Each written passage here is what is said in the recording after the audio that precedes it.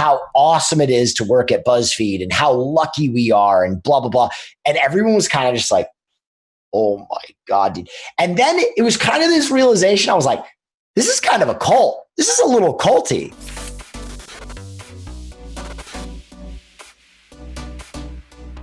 Welcome, ladies and gentlemen, to the Minds of Media. My name is Blake Panashevitz, and today's guest is a comedian, actor, host, Twitch streamer, and if he isn't considered an Instagram model, he should be. Please let me introduce William Neff.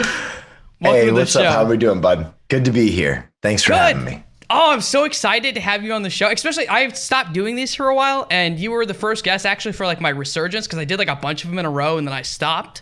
So I like that. Resurgence is an underused word. That's a good word. Yeah, it's a great word. So I don't know if you are really know what you're getting into, but I'm gonna ask you a bunch of questions. Some that I think are gonna be really cool. Some hopefully no one has asked you before, because that's always my goal when I do interviews, is to not make them boring.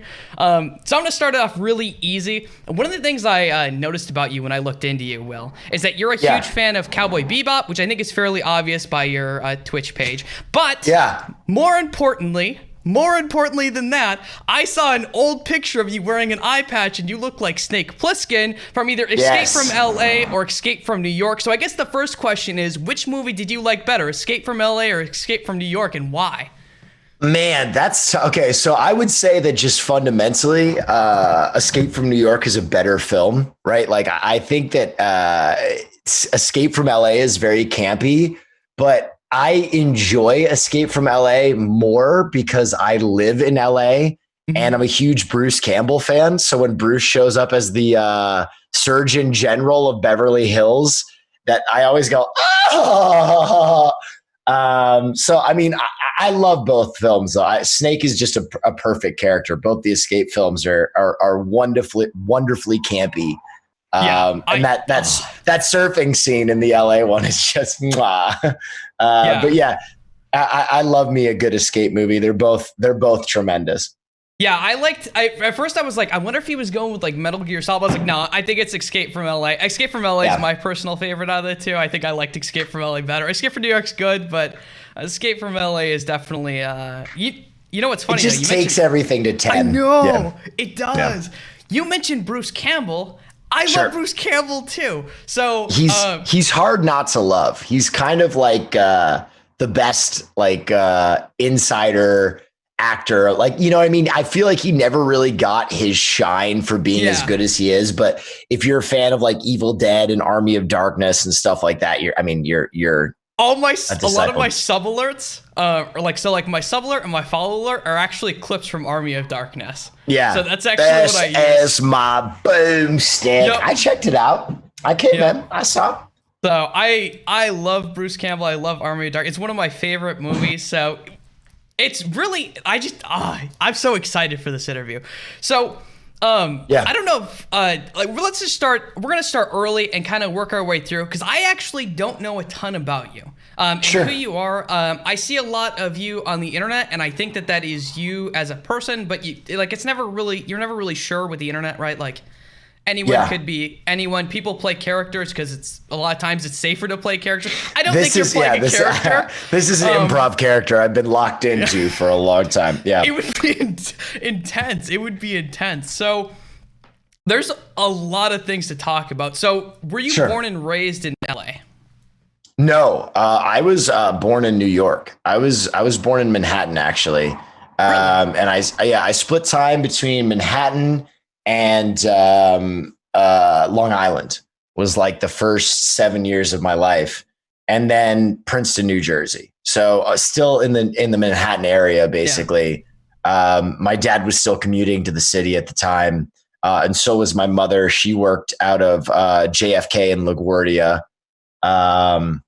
and so I spent a lot of my time in the city growing up. And then when I graduated with my master's degree in film, I decided that LA was the place that I had to be, just because that's where that industry was. Okay. I mean, that makes sense. That makes sense. So what did your parents do growing up? You mentioned your dad traveled a lot for work, and your mom worked at JFK. Yeah, my mom was a flight attendant And she's always just kind of been a wanderer, a gypsy. She likes to travel. So that was perfect for her. She would kind of fly in and out of the country all the time. She was an international flight attendant. And then my father, he's a guy who's lived so many lives. He's much, much older. He just turned 90. Wait, are you serious? Yeah, very serious, deadly serious. Wait, like, God damn. Wow. Like the big 9-0. Yeah. Wait, can I ask how old you are? Or is this one of those like, yeah, I'm 30. Okay, I'm 30. we're about the same age then. Okay. Yeah. Well, you're 30? I'm 28. I'll be 29 in January. Good gosh, you look young, man. I know. I don't age at all. It's awful, actually. Like when you're like 26, 27, and you take a girl to a movie theater and you have to tell her to bring her ID because you're gonna get carded, and she's like, "What?" And then you do. It's a really awkward experience. But yeah, I'm almost 30, so. That's hilarious, man. Well, yeah. So my dad's much older. Hold on one second, Modi. Thank you so much for the raid, brother. Much love to you, dude. Hope you're doing well. But yeah, my dad's much older. I'm 30. But yeah, my dad growing up, like he's one of those guys who I think it's kind of like what almost pushed me into comedy and acting and stuff, is that like he was so good at everything he did that I kind of had like this mentality where I'm like, I'm not going to fucking do anything as good as this dude. So, he was, so we'll just do it really quick. His first job was he worked on an oil refinery. My grandfather, owned and operated oil refineries in New Jersey, for Mobil Gas. From there, he, went and did venture cap for Norman Rockefeller. Oh, damn. Yeah, which at the time was a pretty cool and exciting job in New York. So after his time working for Norman, during his time working for Norman, he found out that this other guy was stealing all of his work. He fudged a report and basically wrote it in gibberish. The guy stole it. The guy got in trouble. So then he sent him to work in Colombia, essentially. And so he was doing venture cap for Norman Rockefeller in Colombia. He did that for a number of years. Set up like the largest poultry farm in the world at one point. After that, he started an airline called Seaboard World, owned the airline for a while, eventually sold that to a company called Tiger Air. Those companies merged to become FedEx. After that, he was a lawyer, and he worked as a lawyer in New York City for a while. And now he's an author. Now he writes, romantic fiction about World War II. Wow. So yeah, he's one of those type of guys. So that's like why I was like, what the fuck am I going to do? I better be funny, because my dad's, dude, I just remember at 60 years old, my dad used to come and give talks about finance to my high school. And I just remember even at 60, like all the girls in my class were like, I want to fuck your dad. And it was so punishing to my psyche. Oh God. Yeah. I can't imagine. Holy yeah, it was shit. a lot. Yeah, it was That's a lot. incredible, though. I mean, like, to have someone in your life who had, like, just so much great potential, that must have at least meant that, oh, hey, maybe, like, at least some of this rubbed off on me and I could be great. Did you have, like, that type of thing? Or did you have the opposite where, like, I'm fucked. No, there's no way I'll ever be as good? I kind of had the opposite. And the other thing was I had two stepbrothers that kind of, like... had not done well. We'll put it that way. Despite having all the same advantages and gifts, they kind of did not do as well. So I think because I was kind of like an accident kid, like a half court shot kid, I don't think the expectations were high. Let me put it that way. I don't think the expectations were high for me at all. And I wasn't really good at school. So I think there were some bare minimum expectations for old Will Neff for a long time. Okay. So that brings me to another question. You mentioned that you have step siblings. Were your parents separated? Sure. Or? No. So my step siblings are from my father's first marriage. Okay. He had them with a Colombian woman, who he eventually got divorced from and ended up keeping the kids. And my mother, my biological mother, raised them. But she was much younger than my dad. She was like 30 years younger than my dad, which made her only about 8 to 10 years older than her kids, which was really weird. Yeah. So, but then they had me years and years and years later. So my stepbrothers are like 30 years older than I am. Yeah, I can understand that age difference being a little bit weird because like my dad right now, because he just got divorced like 3 years ago. He's dating someone who's like literally 1 year younger than me, and I'm like, this is too weird. Like, he's too fucking weird. It's super strange, and it becomes kind of a good meme where like my dad once upon a time got me a shirt that said my wife hasn't been born yet, and he thought that was hilarious, and I was like, it's pretty funny. It's pretty funny. Oh my God. So, okay, if this question's too personal, I understand. It sounds like your dad, at the very least, came from money, and a lot of people who come from money tend to be a lot more conservative. Was your family very conservative? So my dad didn't necessarily come from money. I think worked into money. I mean, yeah, that's what I would say. He was more, I guess at the time, nouveau riche. He kind of came from like a blue collar, like when he was working at that oil refinery, he was actually working in like the sewer part of it was actually his job, is like he would work in the actual like pipes and shit. But no, it's interesting.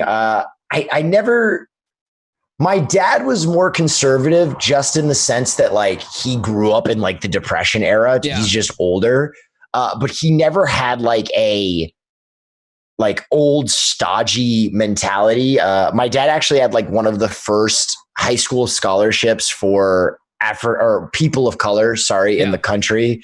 So he was much more progressive, and my mom is like a total hippie. So I never felt like I was growing up in a conservative household. I mean, certainly now that they're older, I see more conservative tendencies out of them.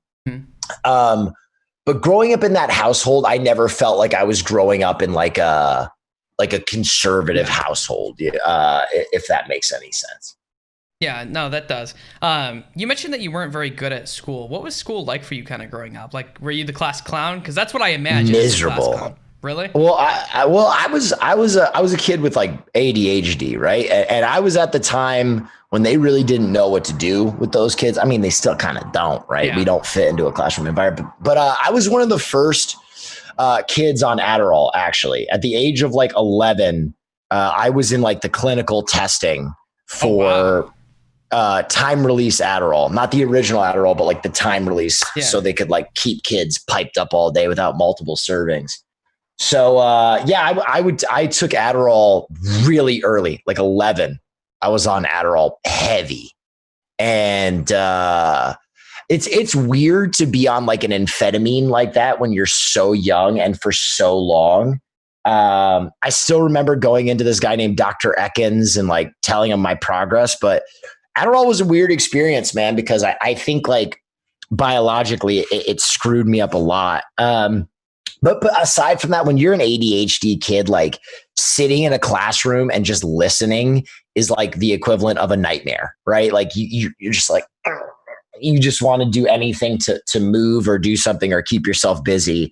So I think like that traditional classroom structure, it is so brutal for someone who just doesn't fit into it. You know what I mean? Like if there were some alternative, like some kind of Socratic learning method where I could have been more engaged and stand up and move around, I'm sure school would have been great.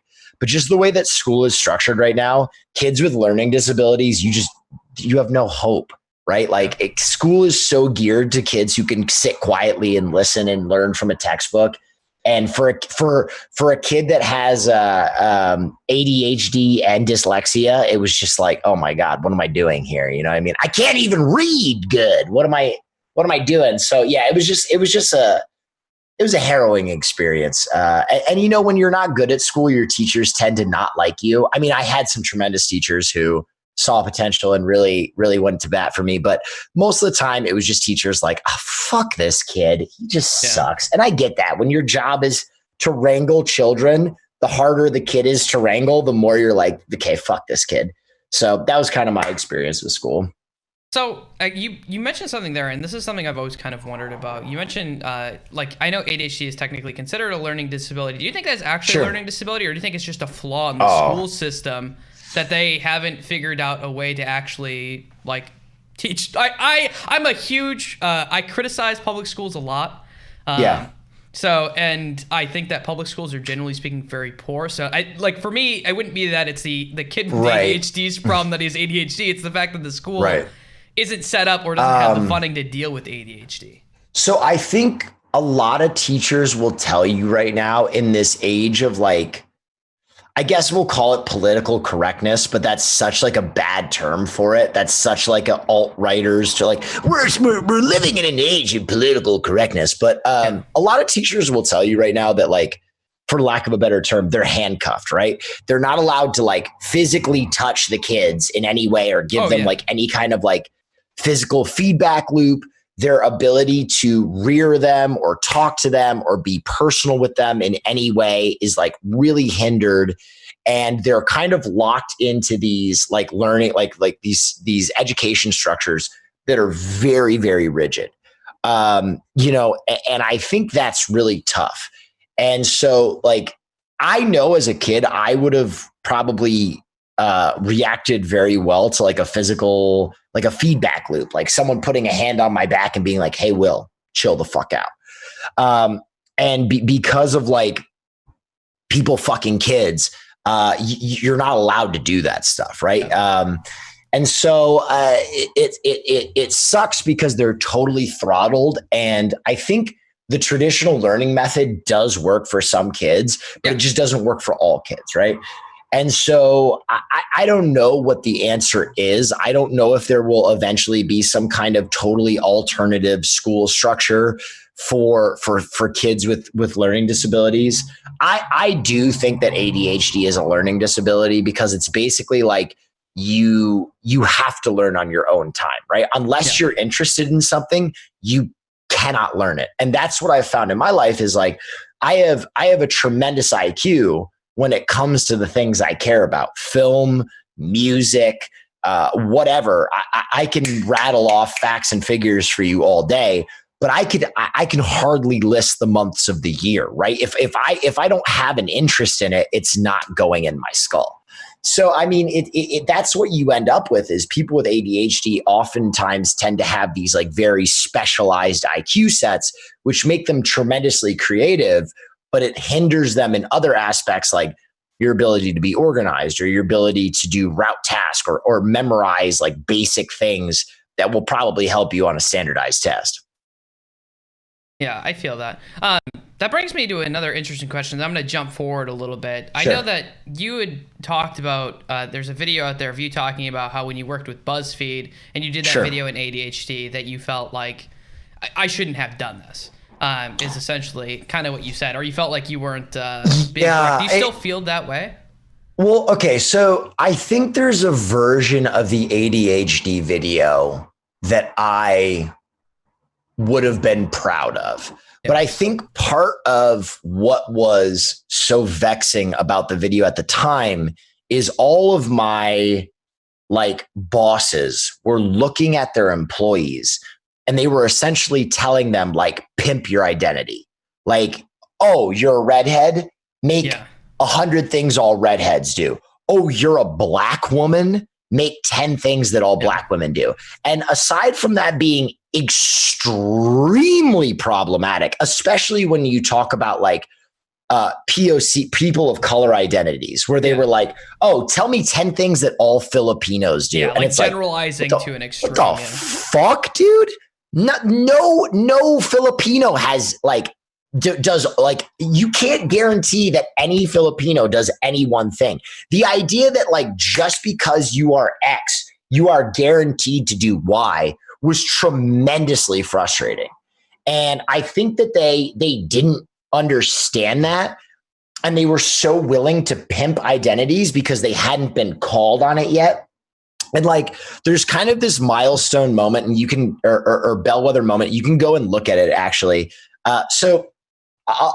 This all leads into this. They got away with this for a long time, right? They got away with this for like the better part of a year. And it was one of their more successful properties were these just pimped identities, like Filipino family moments we can all relate to and shit like that, until they did a video that was like I think it was called like 10 things all black people do. You can look it up, but it was really interesting because BuzzFeed had really benefited tremendously from being early adapters of like BLM and a lot of like progressive movements, but they were doing it in a totally performative way.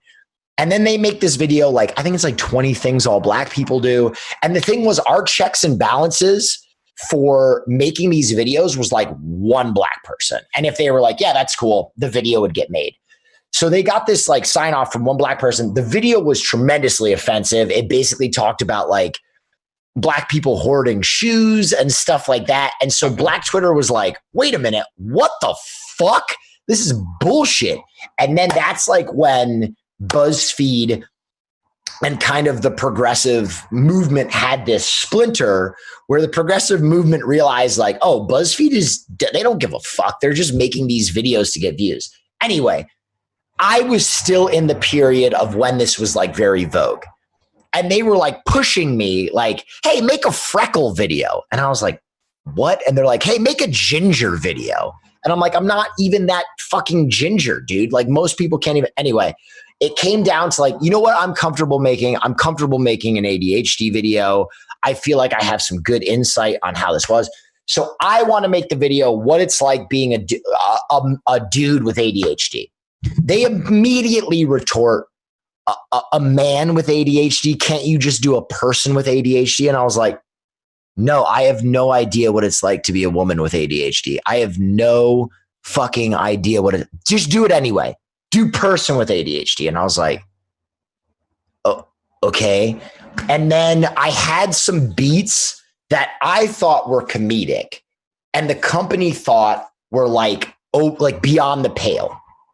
And the one beat that I talk about that is like this kind of really pivotal moment in my career is I had a beat where, so it's all like the detriments of having ADHD, right? Like I can't listen to someone's conversation when there's a TV in a restaurant. Anybody with ADHD knows if you go to a restaurant with TVs in the restaurant, you just fucking blew the conversation. You're not talking to anybody because you're just like, you keep like zoning out, right? Okay. So I have a bunch of beats like this. And the beat that I have is low cut tops. And it's my friend at the time, her name's Peyton. She's wearing this low cut top. And the beat is Hassan, who's playing the ADHD guy, is literally looking at the sky because he doesn't want to look at her breasts, right? It's not him just grilling her tits. It's him being conscientious and doing his best not to be distracted by her low cut top. BuzzFeed thought this was the most sexist thing that's ever been done. They're so offended, blah, blah, blah. They write me one of these emails where it's like, we need to talk, like blah, blah, blah, blah, blah.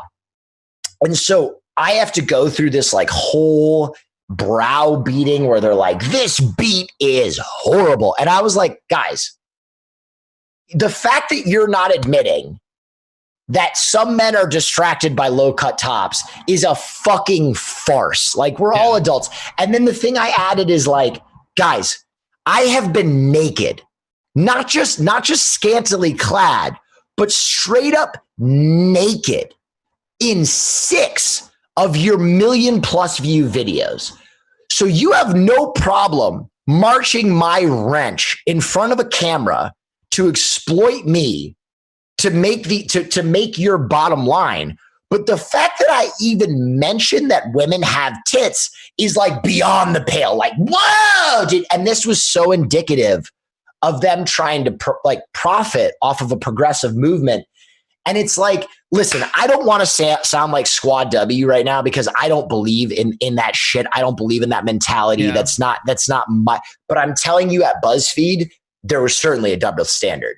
And so this video turned into a fight, and then I gave them an edit, and then they were like, oh, can't we have a beat where you feel good about having HD, where like having ADHD is cool?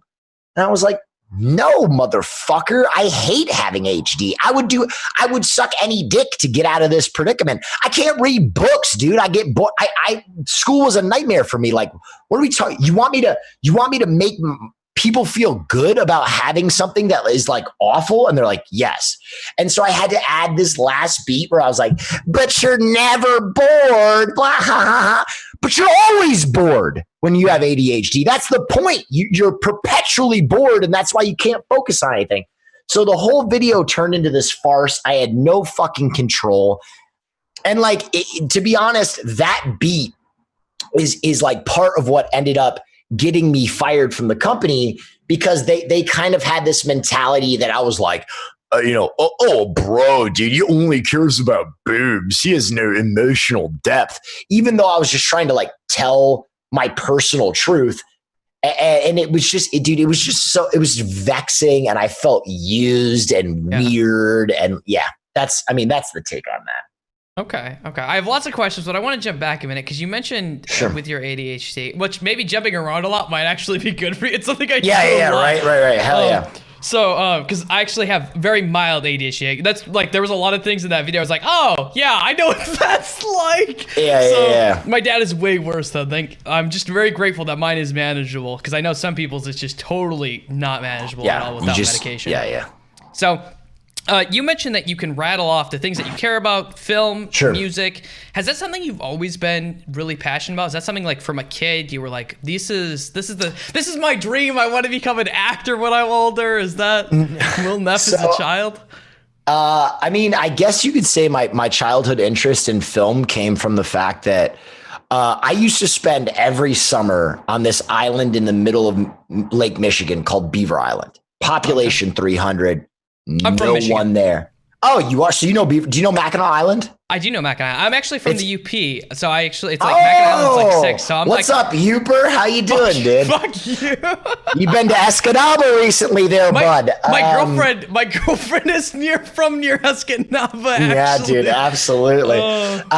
So like it's like pretty isolated. If you've ever heard of Beaver Island, it's population 300. I was a kid and I didn't know anyone there, so essentially every one of my summers was like Danny in the Overlook Hotel from The Shining, right? Like, just by myself, tricycle in a big house. But like, that's like when my era of just watching TV started, right? Because I had no one there. I had no one to play with. I was an only child at this point. And so a lot of my time was just spent in front of, almost like Jim Carrey and the Cable Guy. I would just like totally immerse myself in these stories and in these characters. And it became a big part of my day to day. And I think that was like when I became very interested in like telling stories. In terms of like film and television becoming a career, I can tell you the exact moment. And it's funny, I've actually had this conversation with this person. There was a girl in my high school. I went to a boarding school named Vanessa. And she was the most gorgeous. She is still the most gorgeous woman I've ever seen. But she was like the queen of the school. And I was like this. I had like terrible acne. I was still parting my hair down the middle and wearing like Hawaiian shirts. It was awful. But she loved film and she was a senior. And I was a little pimply, gross freshman. And I knew she was taking this film course. So I weaseled my way into this same film course with this teacher named Judith Campman, who, totally saved my life. But I got into this class because I wanted to be near Vanessa Black. And then Judith Campman found me as a total degenerate just trying to be close to an attractive woman. And she sat me down. She was like, you're amazing at this. Like, I know you probably don't understand this because I think you're just here to try and flirt with Vanessa Black. Oh, sorry, I said her name. But like, you should really pursue this. And I was like, wow, okay. So Judith and I continued this relationship. I made film with her for a long time. And then when I graduated high school, she sent me to Chicago to work at an improv place called the Second City. Second City. So I was 18 years old. I was living by myself in Chicago in Wrigleyville, and I was working and performing at the Second City because Judith had worked on both Saturday Night Live and she had worked at Second City. She also was like really good friends with Billy Crystal. She's an Analyze This and Analyze That. She's an amazingly talented comedic mind. So I was 18, living and working in Chicago by myself in the world's tiniest, crappiest apartment. I would walk to Second City every day. I would do classes from like 9 a.m. till like 10 p.m. every day. And then I would work the box office. And then on weekends, I would perform in Donnie's Skybox and on the second stage. So literally for like 4 months of my life, all I did was improv, just improv. And that's like when it really hit that I could do this, because I was this 18-year-old kid living on my own. And, you know, my teachers would be like, I was better than like the 30-year-olds. You know what I mean? I was better than the people who had been doing it their whole life. And I got in with some amazing people there, a group called the Mad Scientists. I don't know if they even still exist, but the managers at Donnie's Skybox, they kind of took me in and like, I was this oddity, right? I was this 18-year-old kid who like loved Chris Farley. Any bit of Chris Farley curios I could get, I would be like, oh, tell me Chris Farley stories. And so I had this great time. And then, this is great. I can tell you this behind the scenes story. So the woman that was like operating Second City at that point was like, she was operating it largely as almost like an honorary position. She had essentially retired, but she sat in her office at Second City and kind of like stamp shit. And she had been there since like the inception of it. Anyway, on my last day, she gave me a signed copy of the Chris Farley story from his brother, Kevin Farley. And she's like, I want you to have this. This is something I haven't. And I want to tell you a story. And I was like, yes. So she told me this story about Chris Farley. And she basically said when he and Tim Meadows were both performing at Second City, I believe it was Tim Meadows. I can't remember anymore. Chris Farley loved to get people to break, right? That was his entire, his pursuit in life, was to get his stage mates to break. And I don't know if I'm misremembering this, but I'm almost positive it was Tim Meadows. He could not get Tim Meadows to break on stage. So he like this became this all consuming pursuit. Like, I have to get Tim Meadows to break character. I have to get Tim Meadows to break character. So this went on and on and on until one day Tim Meadows was doing a sketch and there's wings on the main stage at Second City. So if you're watching the stage, so like, here, you see my camera right now. Yeah. This is what you can see on Second City. And then the wings are totally off. Like, no matter where you sit in that audience, you can't see what's going on. Okay.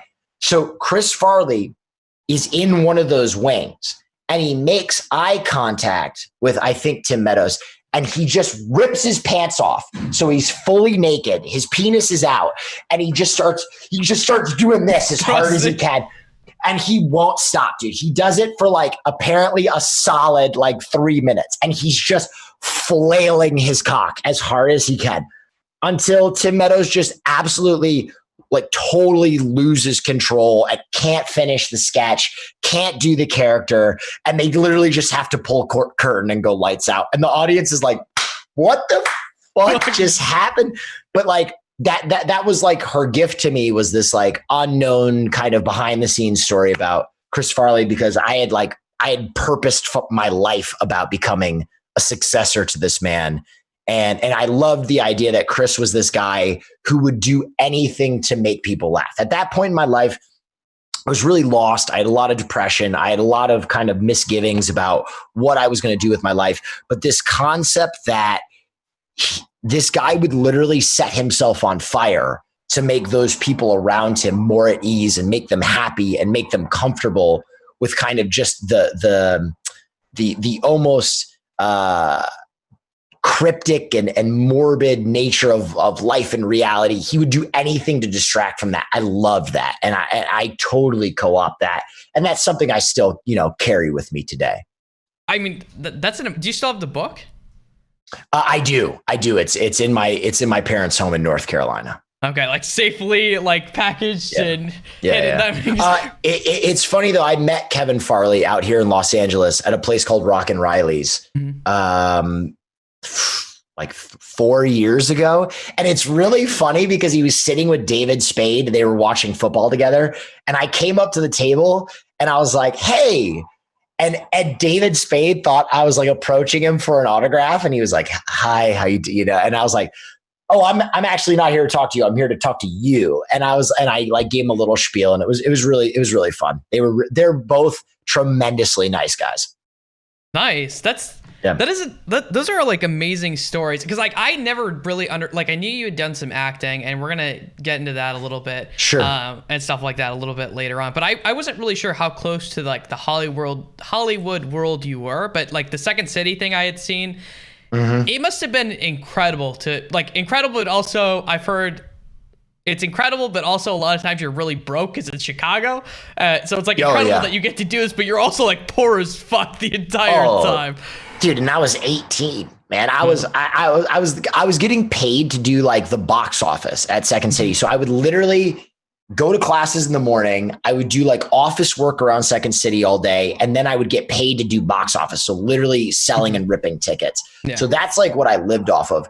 I literally lived in the dinkiest apartment in Wrigleyville, the smallest, like my bed was in the kitchen. And then there was just a bathroom and a card table, nothing there. And I would walk to and from Second City every day. Chicago's cold too. Chicago is really cold. That is true. But yeah, at 18, you don't even really realize you're living a Spartan lifestyle because you're like, I'm on my own. The world is wide. That's true. Yeah. What did you decide to do for college? Because I know you went to Blair Academy, but like, what was your undergrad? Oh man, so my college decision was literally so impromptu. So my college advisor was also my tennis coach, and he didn't give a fuck really about, like, he was a good guy, but he didn't really give a fuck about my college shit because I was the captain of the tennis team and we were doing all right. And I was like so drilled in. And I was also like, I had so many extracurriculars, and I just like, whenever he'd be like, hey, Will, college, I'd kind of be like, fuck you. So we got to the point where like, we were literally at, admission deadlines, like application deadlines, and I hadn't applied anywhere. And he brought me into his office and he gave me the college, like a list of every college you can, like in the book, I forget what the guide is called. And he was like, you have to apply somewhere before you leave my office today. Just apply anywhere. And I was like, So at the time, I was considering going to Cornell because I was a really good squash player. I was a very good squash player. And apparently I could have played squash there. And my dad was alum and he was pulling strings. And my mother behind like closed doors was like, do not go to Cornell. I do not want you to be an Ivy Leaguer. You'll turn into a pretentious prick. And I was like, all right, okay, I guess I won't do that. So after that, I literally just kind of opened this book, and I remember they rated schools based on different categories, right? They had academics, they had standard of living, they had price, they had location, all kinds of shit like that. But I was like, oh, let's go all the way on standard of living. Which schools have a 5-star standard of living? And I scrolled through, and the first one was University of Guam in the Asian South Pacific. And I was like, University of Guam? And I looked it up, and it was like a fucking resort in Guam. I was like, this is fucking rad, dude. It had like one major. It had botany. I was like, hell yeah, dude, I'm growing pot. So that was the first application I filled out. Was Guam University in the Asian South Pacific, dude. And I was like, that's it. But we're going all the way Guam, baby. And then like, so my college advisor saw what I had done, and he was like, Guam. And I was like, Yeah. I'm on my way, dude. What do you mean? I'm out of here. I'm headed to Guam.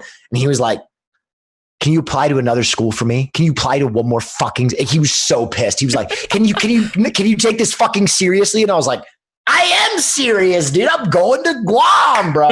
And you know what? Looking back on it, if I had gone to Guam and studied botany, I'd probably be a millionaire right now. I'd probably have my own pot name brand. Yeah. I'd be churning out doobies left and right. Anyway, but so I go, fuck. So I go back to looking at standard of living. There's like one other 5-star school. There's 2 other 5-star schools, Pepperdine in California. And I was like, I don't really want to go to Pepperdine. And the other one was Elon University in North Carolina. Elon University had a film program. My mom had mentioned she really liked it when she was looking at schools. So I was like, all right, I'll apply to Elon. I did early acceptance. I got in. That was it. I applied to 2 schools total. Elon and Guam University in the Asian South Pacific. Okay. So when you were doing classes in Chicago, was that like community college? What was that? No, that was literally just me being out of high school. Like taking my summer and working in Chicago. I left early. I left school a little early and I stayed there a little late and literally just did a full summer in Chicago working and living on my own. That was just me. It just putting your bootstraps on and getting out there. You mentioned that you kind of struggled to figure out what you wanted to do because of depression. Yeah. What was that period of your life? I don't know, man. I think with depression, my mentality, and I don't know if this is just unique to me or if it's everyone. I always felt too old. Right. One of the overlying principles in my life was that I would compare myself to other people that I thought were successful or doing well. And I was like, oh my God, like this person had already won a gold medal at age 15. I'm ancient. My bones hurt. I'm 19. It's all over for me. Yeah. You know what I mean? Like, if I want to be an actor, Leonardo DiCaprio did Eating Gilbert Grape at age 12. It's over. And so I think like I was kind of paralyzed by like indecision and the fact that I always felt like I couldn't start something, like I had missed the boat. And I think that was like a big part of what caused my depression. And but that was like my trigger. I mean, depression is what it is, right?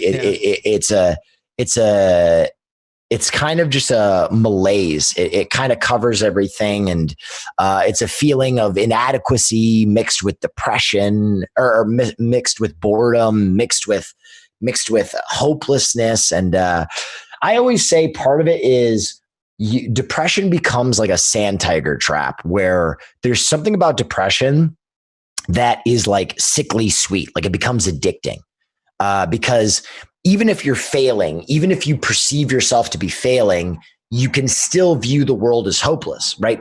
Who cares that I'm failing? Nothing matters. And that kind of brings with it like its own satisfaction, because even if you're not doing well, even if you don't have the things you want, even if you don't have the relationships you want, everyone else is doomed and they're just too stupid to know it. And so you kind of almost get like this attitude where everybody who's not depressed is stupid or frivolous. And that becomes a big trap. Yeah. So how old were you when you went through this? Was it like your younger years? Oh, that was years. That was like high school up until the point where I was like 27, 28. It was like a decade. That's a long time. That's a long decade. It's like a decade. Yeah. Yeah. I mean, that's not that long ago. I mean, you're only 30. Like that's true. True I mean, that. That's not that long ago. So you decide that you're going to be an actor. When you imagined becoming an actor, though, was the imagine like big box office films? Was it? No one imagines themselves as an infomercial actor. I was not like, I'm going to be an actor. I'm going to be the next Oreo cookie guy. That's my ambition, baby. We're going to go to Hollywood and we're going to do Nabisco commercials. No, I think everybody when they start thinking about a ton. I've heard that commercials actually pay really well. They do, but I just think that like when you first envision yourself as an actor, I don't think that anyone envisions themselves doing like infomercials. You know what I mean? But I think what I was very disillusioned about as an actor is a lot of times it doesn't matter how good the actor is, especially early in their career. It's what they look like. It's what they sound like. It's how you can be typecast, right? And I think a big problem for me is I think I was a really, well, this is my own ego, but I think I was a really talented actor. And, I have a body of work that kind of would agree with me, but I was just such a generic fucking white dude. Yeah. I was just such a generic white dude. Like the only roles you would probably get are like the fraternity bro, like yeah. That's gonna be a hard thing to realize, that it doesn't matter how far you go when it feels like everything's just against you. Like there's like. Yeah, and I joined Groundlings out here, which is the comedy school out here, and I've had a lot of success at Groundlings. I made my way through the entire school now at this point, and that's always supposed to lead to something. But I mean, that's a tremendous amount of time, and those spots at the top are heavily contested. If anybody knows anything about Groundlings, it's a comedy school, and at any given time they have, I think it's like 30 groundlings. Flo from Progressive was a groundling. Will Ferrell was a groundling. The list goes on and on with groundlings. Basically, like Steve Carell was a groundling. No, Steve Carell was Second City. Who else was groundlings? I can look it up. But a lot of like the best names in comedy at one point were groundlings. And right now, I've made my way up, and what everybody always tells me is that I'm just like Tony Cavallero. If you've ever seen The Righteous Gemstones, he was like the friend of Adam Devine's. And everybody always tells me like, you're going to have a really hard time at the top because you're just like Tony Cavallero. You're just like Tony Cavallero. And so, I mean, that gets tough. Like when there's like people in your type, or when, you're compared to someone else. But I mean, I get that. The other one I get all the time is like, you're just like Jack Black. And I'm like, oh, thank you. Yeah. Yeah. Okay. So your goal is still to do film then, right? Your goal is still to be, because I wasn't sure because of how like streaming and getting this after going through like Buzzfeed and I think, with everything. Yeah, no, so. I think if film is still my goal, I think I live with the realization that it won't be on someone else's time. It won't be someone else's film. It'll be my film, right? Like I've started writing film and had a lot of success with that. And so I think if it is meant to be, I will probably have to give myself my first major role. And, I have a lot of filmmakers in my network that I trust a lot, that I've done a lot of work with and for. But like the whole idea that I will walk into a casting for some role, nail it, get cast, make my way up the Hollywood ladder. I don't have that. I don't have that ambition anymore. What point did that die? That vision, the vision that I can go in and I can do things and I can get this. At what point did that go away?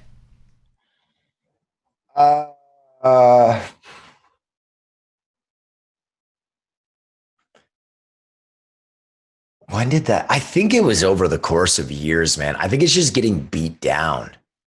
I think it's like when you work in the industry and you have a lot of people tell you like, oh, wow, you're really good at this. You know what I mean? Like when you do your bit roles or when you do your small roles and people are like, oh my God, you're so good at this. And then you're like, awesome. How do I pursue that? And they're like, oh, you got to get a manager.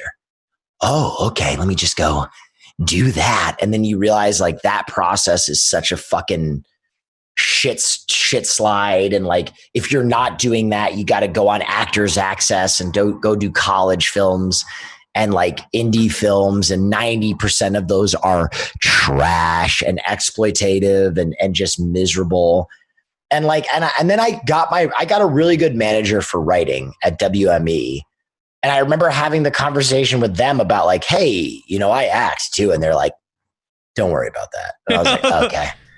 I see how it's just brutal, man. The acting part, like there's a reason that they warn everybody, right? Like one of my favorite film professors in school, literally one of the last things he said to me was prepare to be poor.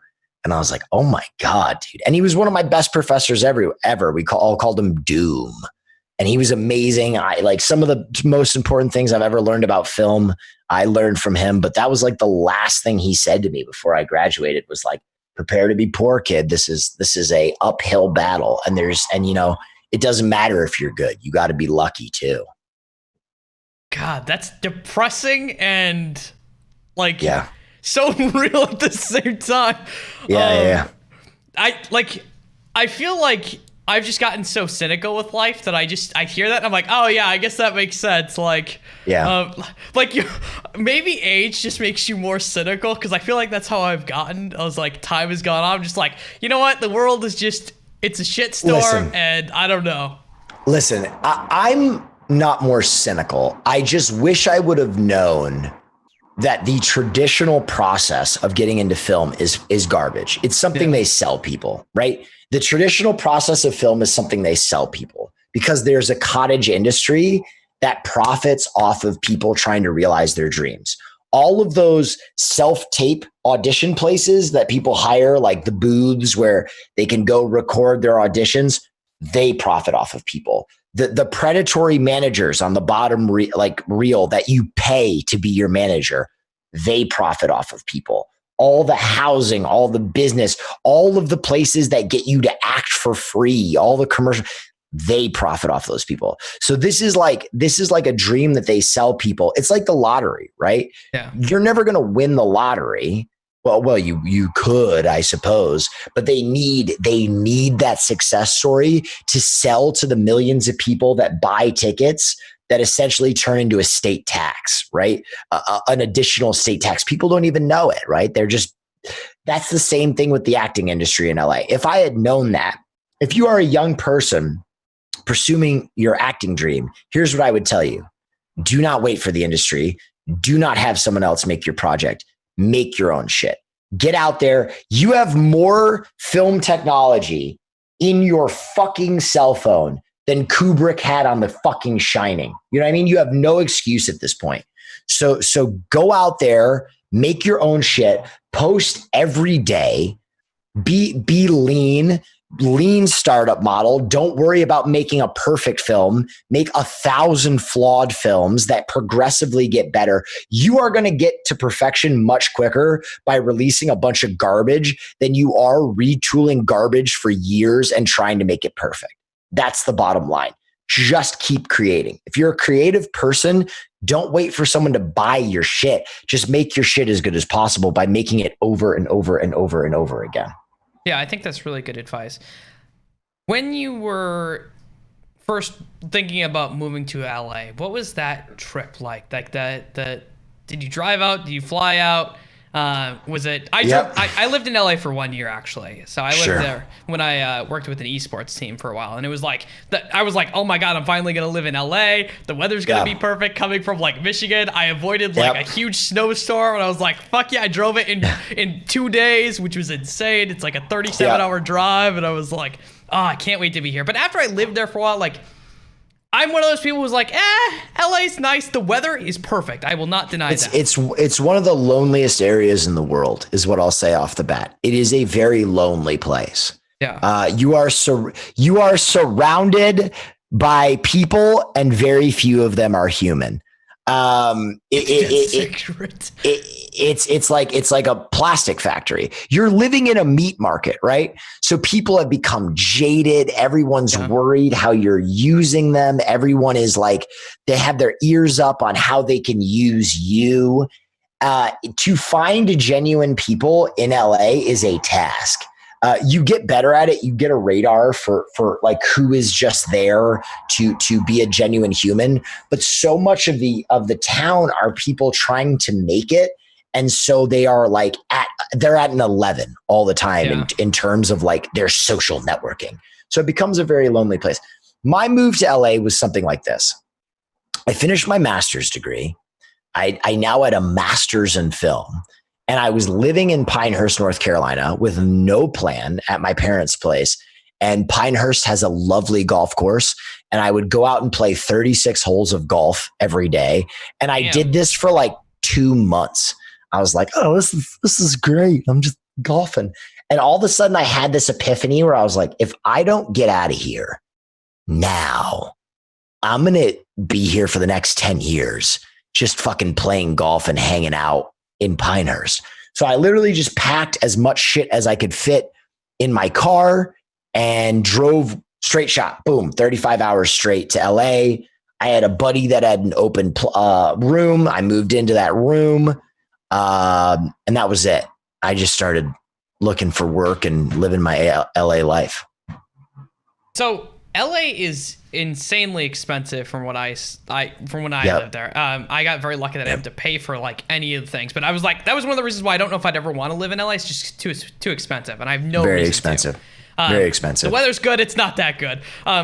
Did you ever have that moment of like, oh fuck, what am I gonna do? Like I'm broke as fuck. I'm gonna like, mom, dad, help. What do I do?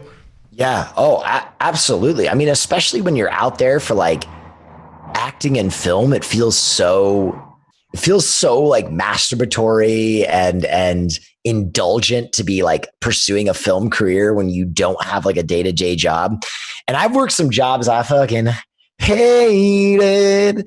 But yeah, you just kind of always try and make it work. Of course, like I have parents that helped me out from time to time, thank God.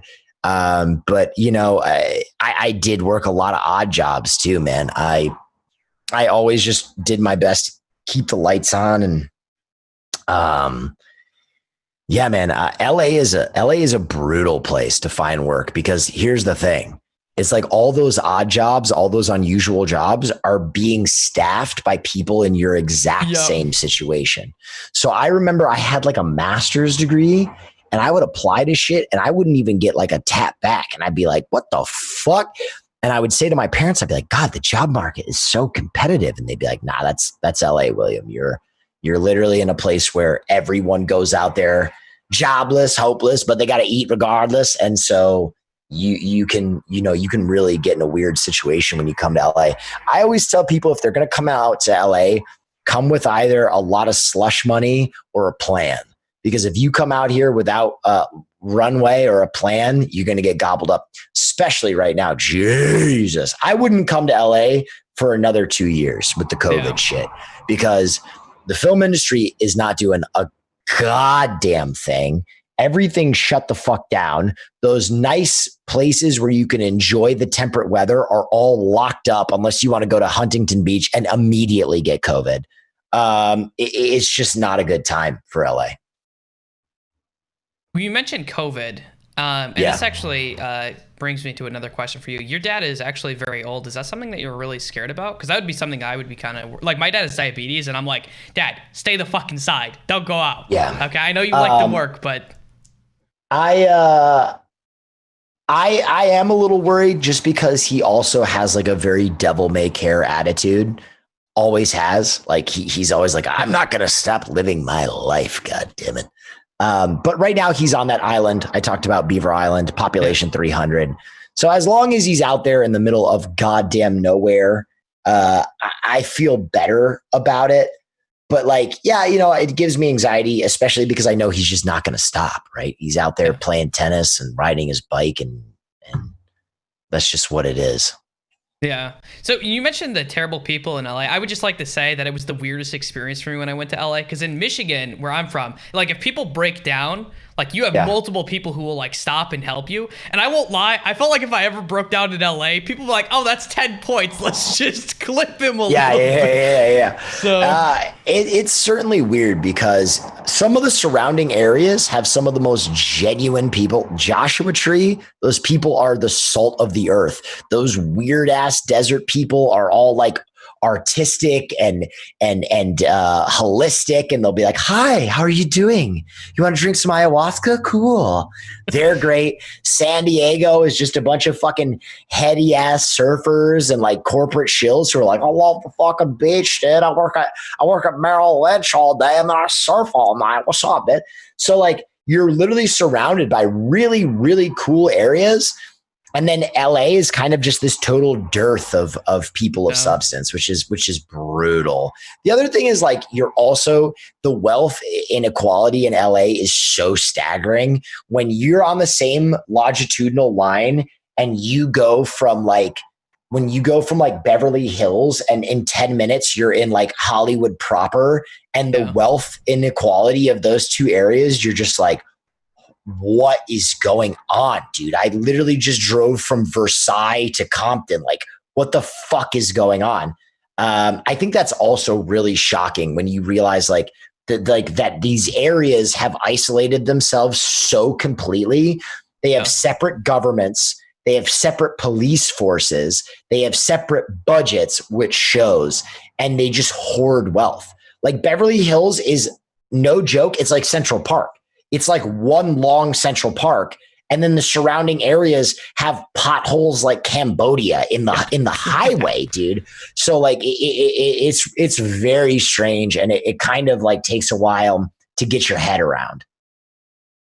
So when you moved out there, how long was it before you started to, I think the first job that you did was you were a video producer for Reason Foundation, right? Yeah. That's true. You're like, oh fuck, where the fuck is he been? No. So I couldn't find a job when I first moved out to LA. I was having a very difficult time, and I kind of was in that situation where I was like, oh fuck, what am I going to do? So I was going through vetting to join the Air Force, actually. And I was in like the very last process of that. I was like a few days away from getting my physical. And wait. Okay, we gotta stop. Back up. Why the fuck were you thinking about joining the Air Force? Like, how the fuck do you go from... Because I wanted to join the Air Force at one point. I don't fucking know, man. I liked Top Gun. I looked good in white. I don't know. That was it. I saw the money that I would make. I was like, oh wow, $80,000 a year. That's cool.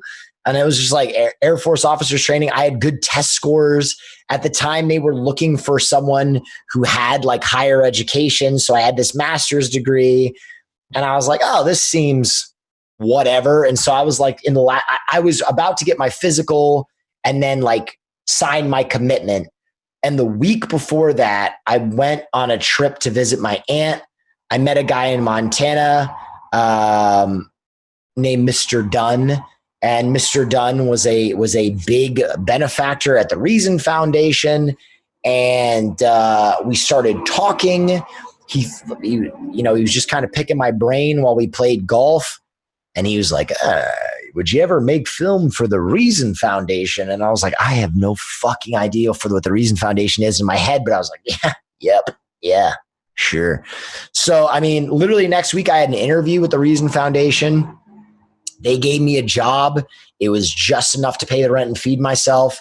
So I started like my actual film career making political documentaries that were like freedom focused. So like the impact of legalizing sex work, the impact of legalizing marijuana nationwide, the nation's most potent marijuana strain.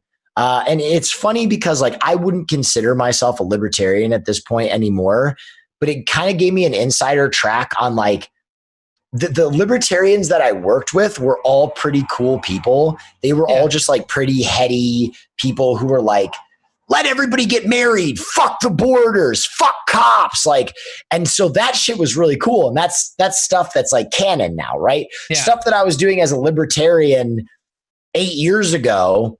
Democrats had no fucking earthly idea that they were going to endorse 8 years later. Like we were the outlier being like, hey cab, dude, legalize pot. Let's make medical cocaine a thing. And now that's like so canon, right? But I also saw the side of the Libertarian Party where it's like the meme, right? We would have these get-togethers and there would be like kind of the cool, insightful libertarians that were working on freedom. And then there would be like the AR-15 libertarians is like what I call them. Yeah, where they'd come in, where they'd come in and they'd be like, listen, I've been living off the grid. I got a basin in my backyard that collects water. I've devised a cage in which I've trapped. Yeah, I've trapped over 150 squirrels, and I've rigged up a device where they power a series of pistons, and it provides power for my entire compound. Squirrel power is the future. And you just be like, what the fuck are you talking about, man? And then they'd be like, yeah, you wanna do some fucking toad venom with me right now? And I'd be like, No, we're at a Christmas party, you psycho fuck. What are you taking psychedelics right now? Yeah, I've taken a bundle of them. I'm off my rocker. I brought my gun. And you're like, oh my God. And the problem is libertarians have a lot of really good ideas about freedom, but the umbrella for libertarians is so wide that you get like the minarchists, who are people like, yeah, let's legalize sex work. Let's prune down some of this legislation that makes no sense. And then under that same umbrella, you get like anarcho-capitalists, you get like full-blown anarchists, and those people are a bit wacky, dude. Yeah, I would agree. So you start, oh my God, that makes it interesting. I was going to say, like, you mentioned that you were kind of more libertarian then. Sure. Did you agree with a lot of the stuff that you were kind of putting out there then? Was there anything that you really didn't agree with that you still had to work on? So I'm trying to remember the projects that I specifically worked on. I worked on a water rights one, which was essentially like how the government would seize water rights from people. I still kind of believe in that. I worked on I went to a place in South Dakota for one of the tribes because I work in mental health. Exactly. So that was what we worked on is how the government was seizing water rights from a lot of native tribes, which I still agree they shouldn't do that, right? That's still my take. I worked on a legalization of sex work piece. I still think this country would benefit enormously from the legalization of sex work. You know how many angry incels that would quell if these fucking dudes could just pay for a little handy on the side? I still believe in that.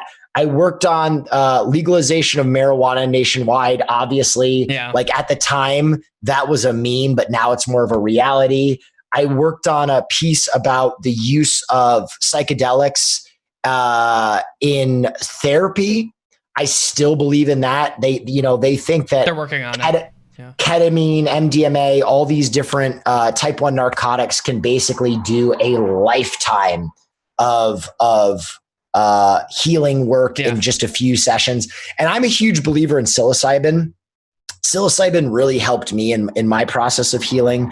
So I am kind of a devout believer in that still.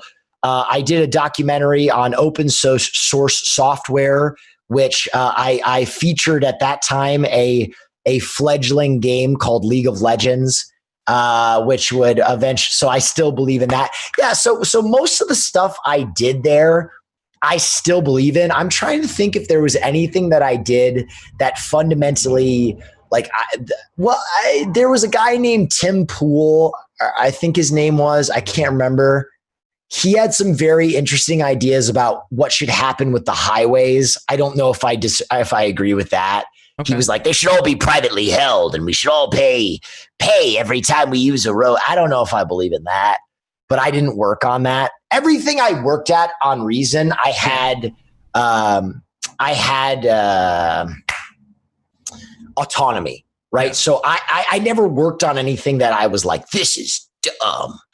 So I still kind of support my work there. Other people were doing other shit. I don't agree with every article Reason's ever published. Yeah. But specifically the shit I worked on and my film team worked on was pretty good.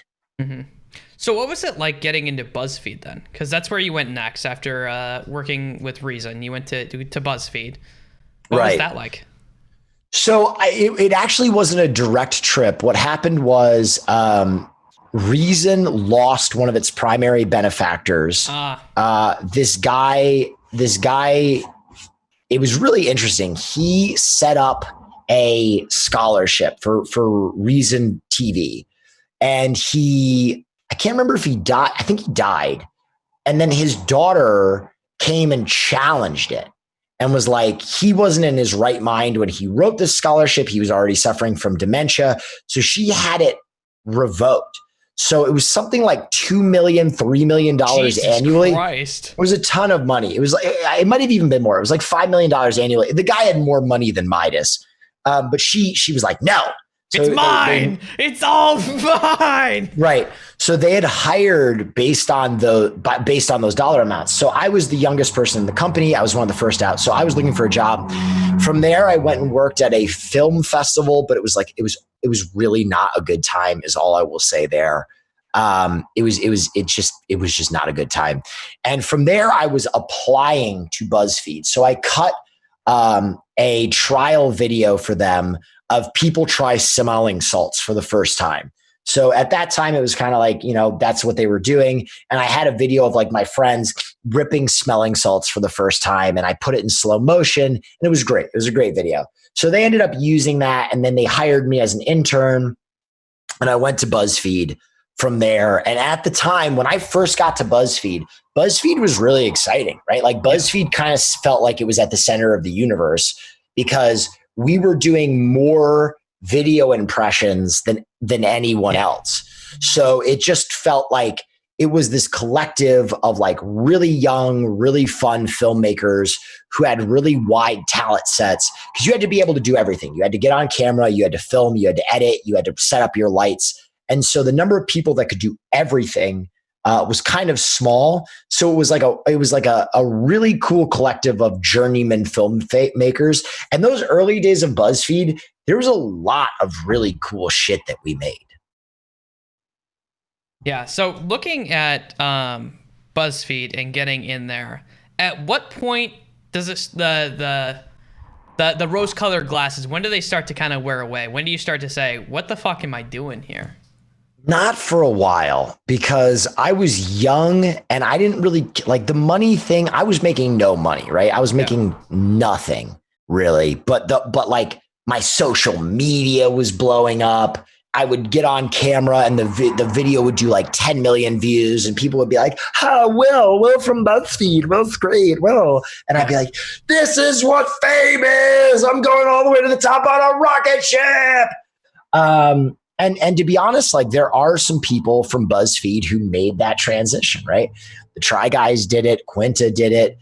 Kelsey did it. Safia did it. There are some people who managed to use their Buzzfeed momentum to realize very lucrative careers. I just wasn't one of them. But at the time, I didn't realize it was exploitative and fucked. I was just so focused on succeeding because it was a competitive internship. Yeah. So I don't think I had time to even be like, oh, this is all wrong. I was just, 13-hour days, just getting everyone's video. Anyone who wants to use you, do it. Edit around the clock. Pump out video as fast as you can. That's insane, though. So were you an intern the entire time that you were at Buzzfeed? No, I was an intern. Then I was a fellow. Then I was a producer. Interesting. Okay. So you make it through all this. Yes. Does it towards the end, was that when you started to realize that, oh, fuck this, some of the stuff that's happening here? Or was it earlier on? Like, what I'm wondering is, like, I imagine that there's a point where you have a conflict in yourself of, I don't agree with what we're doing. Yeah. But I don't have a choice if I want to get forward. You asked when I started to realize something was rotten in Denmark. I actually have a very vivid memory of this. Okay. Yeah. So when I went into Buzzfeed, it was competitive internship to move up the ranks, right? Yeah. And up until that point, the graduation rate from the internship was actually decent. It was like half of the people that went through the internship would actually get hired at the company. So was this a free internship? No, you got paid, but it was like very minor, no overtime. And that kind of continued. Like when you got hired, you didn't get paid significantly more. You just had the job security in your head that you couldn't be let go at any moment, basically. But up until this point, about 50% of the interns were graduating into positions at Buzzfeed, right? Okay. So I vividly remember going into this internship graduation. Mm-hmm. And basically I think there were 20 of us. I think like 6 of us made it. And we were kind of like, whoa, that's pretty low. That's pretty low. So I remember I was then a fellow, and they did the next round of interns, right? The next like crop of interns. And of that crop of interns, very few of them made it. Very few of them made it. And so so I remember when the realization that shit was fucked up came to me. And it was because BuzzFeed had just taken this angel investment. So their policies all changed. It became much more corporate. Yeah. But we still did this thing called, I don't remember, Friday meeting or something. So the whole, all hands. That's what it was called. So we would all get together in the main building on Friday, and they would basically give out these pins, these enamel pins for anyone who had like a big video of like a video that did well that week. So if you broke like 2 million views, or if you had a certain number of shares or blah, blah, blah, you would get one of these enamel pins. Now, I think I threw all mine out, but it was like this pinning ceremony. So they'd be like, blah, blah, blah, come on up, blah, blah, blah, come on up. And usually they do a fair amount of like back padding too, where they'd be like, we have, 6 billion impressions this month, blah, blah, blah. We're BuzzFeed, baby. Okay. So this Friday in particular, they, for some reason, line up the hirings and firings with Friday all hands. And instead of doing the hirings and firings in person, they do them all via email. And they fire the majority of the intern class. And this one guy at BuzzFeed, who was a higher up, who would later get fired, was hammered because they had a margarita machine in the office for Friday all hands celebration or whatever. And he was fucking pissed. And so you have like you can hear people like weeping because they've just been fired, and it's a lot of people. And they're all there, and he grabs the mic and he's like, "What's up, BuzzFeed? Wow! You are so lucky to be working here. We're at the center of the universe. We're the biggest media company in the world." As they've just let go like 20 people. Yeah. And he's like ranting and raving as those people who had just been fired are sitting there listening to this drunk dude rant on and on about how awesome it is to work at BuzzFeed and how lucky we are and blah, blah, blah. And everyone was kind of just like, oh my God, dude. And then it was kind of this realization. I was like, this is kind of a cult. This is a little culty. This is a little weird. I'll just never forget the juxtaposition of like 20 people sitting at their desks quietly crying to this guy who had just been pumping the margarita machine all day, going on this diatribe about like, and we're going to take over this and we're going to get a, it's like, and it was just like, oh my God. But okay, so that was the first indication that shit was really in trouble. The second indication, the second time I remember stuff was really scuffed was, so they would do these videos like people try X, right? Like, yeah, I'm a white guy and I'm trying Ethiopian food for the first time. Puerto Ricans try Korean Kit Kats for the first time. They had a whole fucking series of this thing. So someone came up with the great idea. Oh, you can drink your own piss. Let's have people drink their own urine for the first time. Let's make that fucking brilliant video. And I think it's still online. I think you can go watch it. But like, I remember thinking like, no one's going to do that. Like, I was kind of the Steve-O of BuzzFeed. I would do just about anything. You know what I mean? Yeah. Because like, that's just kind of my attitude in life. Like, oh yeah, I'll fucking do it. But even that one, I was like, I'm not going to drink my own piss on camera. Are you fucking insane? But anyway, the video gets approved by the higher ups at BuzzFeed. Sure, it's a great video. Bear Grylls did it, right? Bear Grylls drank his piss. Let's have people drink piss. So they staff it. They have BuzzFeeders who are willing to do it. The Buzzfeeders drink their own piss. I think someone just linked it already. They film this video, they edit it, and they release it, and it's performing well, and then someone has an epiphany. Wait a minute. Every single person in this video is an intern. There's not one full employee in this video. All of these people in this video that just drank their own piss are in a competitive internship. So BuzzFeed just unbeknowingly forced interns in a competitive internship to drink their own piss for a shot at being hired at the company.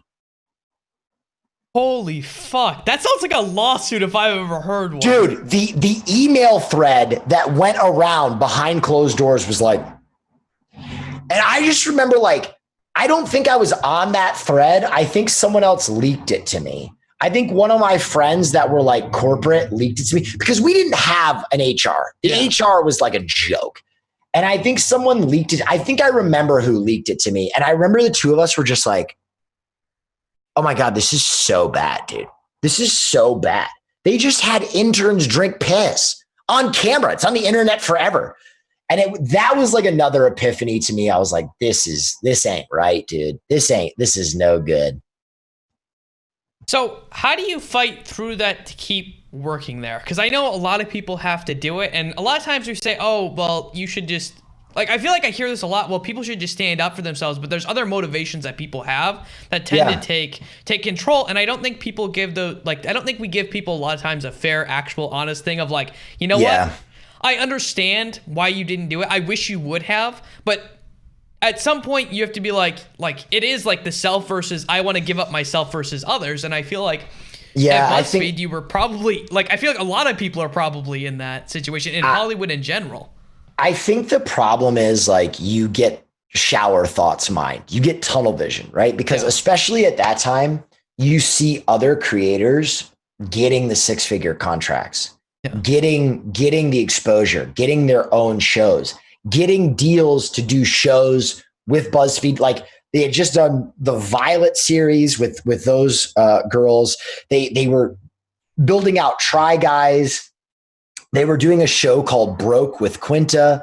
So I think, again, like in the same way that Hollywood markets the dream of being successful, BuzzFeed was marketing that dream to its employees, right? We're like, if you became Unsolved, all these, if you became popular enough, you could get your own intellectual property, you could get the 6-figure contract, you could live the dream, and you wouldn't be a cog in the machine. So I think you get that tunnel vision of just like, I got to push through this phase so I can get to that phase. And like the idea of failure is far from your head, right? Like you're just like, I got to commit to this. I gotta make it. And at least that's where I was. And at the time, like, dude, I had all these impressions. I was showing up in everybody's video. My videos were performing really well on Facebook. So in my mind, I was like, of course I'll be BuzzFeed's next like forward-facing talent. I got it all going on. Well, boy, was I wrong. What a dummy I was. But at the time, you just don't think of it. Yeah. I think this is true for a lot of things too, though. Like, I feel like the American dream in itself is almost that idea. Oh, if you push hard enough, you can become successful. Like literally our country sells the idea that you just need to work hard and focus on yourself and work hard and you'll become successful. So also this mentality that you're supposed to suffer during the journey, right? Basically, we have this mentality that life is all about the destination. Life is all about where you end up. Fuck the in between, right? No. If you're grinding a 5 a.m. till 10 p.m. and you don't sleep and you crank coffee and you're unhealthy, as long as you get wealthy in the process, who cares that entire section of your life was just miserable suffering? Yeah, I totally agree with that. It makes me very upset. I just feel like a lot of times people are too hard on other people when like even like there's a lot of people who I do not agree with their opinions at all. And I'm like, But why do they have those opinions? Do you know? I feel like a lot of times we don't ask Well, that the other question. thing is, you know what we call people that live their lives? We call them lazy. Yeah. Yeah, we do. And sometimes that's true, but sometimes people just don't want the same shit you want. They don't want a house. They don't want a 9 to 5. They don't want a picket fence. They want to just go experience things on a day to day. They want to enjoy every sandwich. And somewhere in the American mentality, that's blasphemous, right? Oh, you didn't grind your way through your youth? Fuck you. Yeah. Yeah. But so many of the people we aspire to were given shit. So many of the people we aspire to are the product of nepotism, or they know that they're going to go to a fucking Ivy League school from the age that they're 10 on because their dad went there and they have a building there. Like those fates are spelled out. So like for every person that grinds their ass off and changes their fate, there's 10 people that were given that. So one of the things, at least I kind of know you for, I guess, would be being willing to be outspoken and talk about things that matter to you. Sure. And this includes like politics, things that are going on in society. Like, I feel like you're willing to talk about any of these things. Have you always been someone who's willing to be out there and talk about it? Or is that something that you kind of grew into?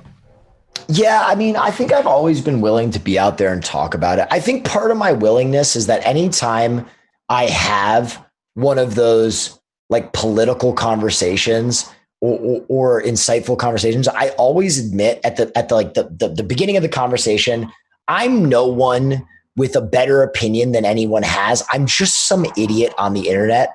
I'll give you my best take, but my best take is not the take of an expert. It's the take of a guy who has pretty good empathy and a decent grip on at least what he believes.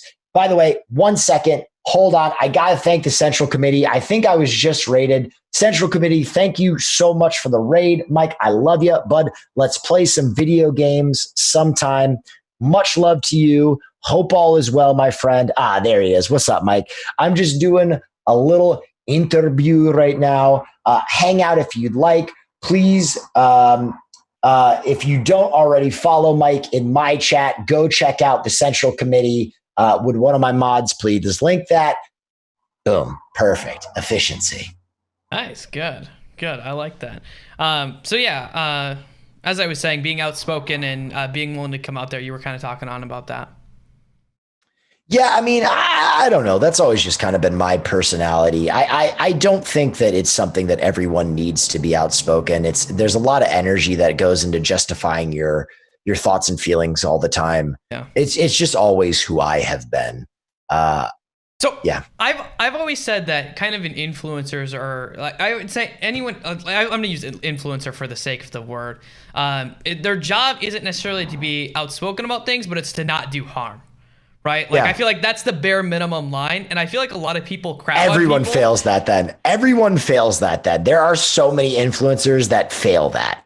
Like, I mean, that's the line we should try for, though. I don't think the line should be outspoken, though. Like, you should have to outspeak about everything. I think the line should be, hey, just don't say anything that's really fucking terrible, right? Like, don't. Yeah. Yeah, and I don't know, man. I feel like so many people who fall under that term, like traditional term of influencer, especially at the highest levels, they appeal to such a low common denominator that almost that in itself is damaging, right? Like the Boonk gangs of the world, the Jake Pauls of the world, like the things that they encourage in their audience are so troglodytic that it's like I can't watch Jake Paul videos. I watch him only because his marketing is like literally fucking insane. Like his ability to market is fucking. Dude, his SEO is just you type in Jake and it's over. Yeah. But like no, truly, I think like just in general, like that appeal to the lowest common denominator and that just like complete disregard for any kind of like high mind thought leads to the atrophy of their audiences, right? Especially when those audience look at those people and they're so successful. They're so successful that their audience is like, this is the behavior of a successful person. Wrong, wrong, wrong. But there are so many young people who are like, fuck being professional or insightful or composed at all. I'm going to ride dirt bikes and I'm going to be the next big star. And that's tough, man. That's a tough mentality to have. I think that's when you have a complete atrophy of youth audiences, because instead of aspiring to be, some great mind, they aspire to just be the lowest common denominator and be cool. I think the aspiration to be cool is one of the most detrimental things that a young person can have. Don't aspire to be cool. Being cool is bullshit. That's an industry. That's something they sell you. Being cool is some marketing exec's fucking project in a closet. Aspire to be worldly and smart and empathetic, and the rest will follow. Yeah, I agree with that. Have you ever thought? I mean, I think that you're probably I think you're really smart, Neff. Just knowing you, and I'm not the way that you talk and can hold yourself, you're also very charismatic, which helps. Thank you. That being said, have you ever thought about being I imagine you have to understand, after working for Buzzfeed and seeing all these things, you have to understand how marketing works to a degree. Have you ever thought about lowering your own morals in order to get something that just does really well? Because I feel like you could do that. I feel like you must know, at least what would do really well on YouTube if you wanted to. Okay, I don't think you're that. I don't want to indicate anybody in this story, but I was offered essentially a ghostwriting position for a very prominent conservative figure, and it probably would have meant a lot of money. And it was at a time where I was really struggling for answers. And I turned it down because I morally couldn't make it work. Really? That's impressive. That's impressive to me. Don't be impressed by it, because there was a lot of time that I was considering.